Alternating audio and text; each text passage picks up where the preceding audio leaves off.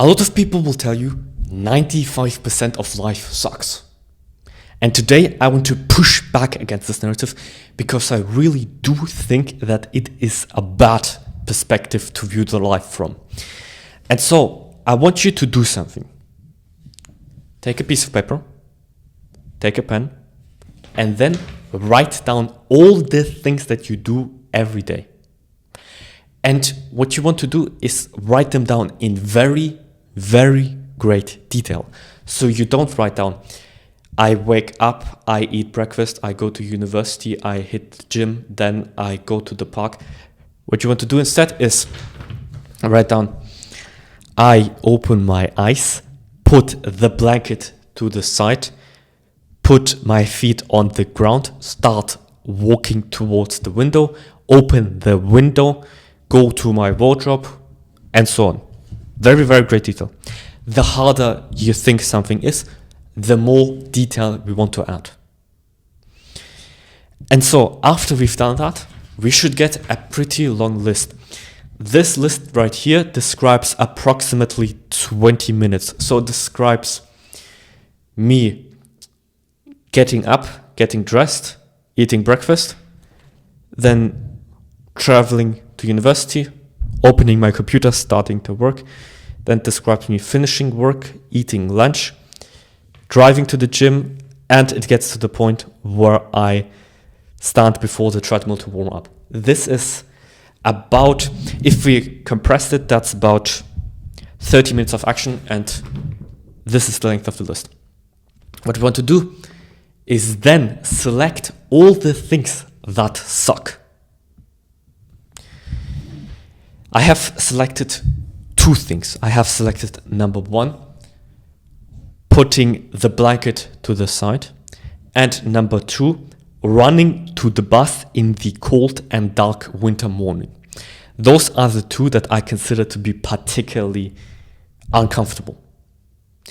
And now we can start debating them.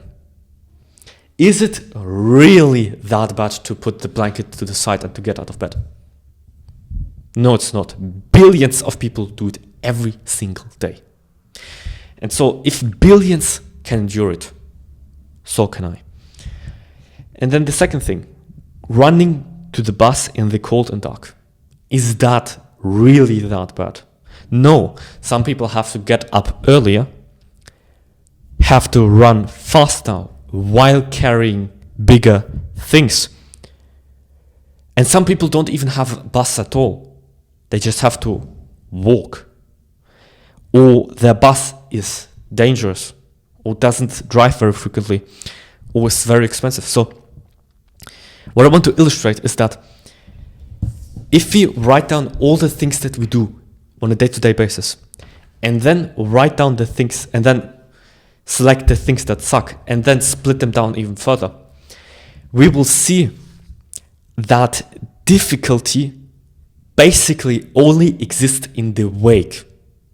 That is, difficulty is mostly our mind putting on narrative around the things that we do. It's not actually real, because if we write down what we actually really do, we will see that that most things we do don't suck. Some of them are even pleasurable, and the few that do suck don't suck nearly as much as we think. What's going to happen when we write this list down is we're going to see that there is actually a lot more to be grateful for than we anticipated. And this is fundamentally why I reject the 95% of life sucks mentality. It is just ungrateful. Yes, it is true. Life is difficult. Life is supposed to be difficult. Yes, growing is difficult. It takes pain and discomfort to get better. And yes, we shouldn't dismiss our hardships just because someone has it worse. But we also shouldn't pretend that our lives are harder than they are. We should not pretend to live in immense discomfort just to please our egos. And we should not get addicted to suffering and pretend that we live this very crazy, difficult life. We should view reality as it is, because otherwise we're going to be delusional. We need to view reality. Yes, life is hard, but most of the things we do are not hard. And the few things that are hard, we can get better at so that they stop being hard. And this is the beauty of breaking things down. We see exactly what we need to work on.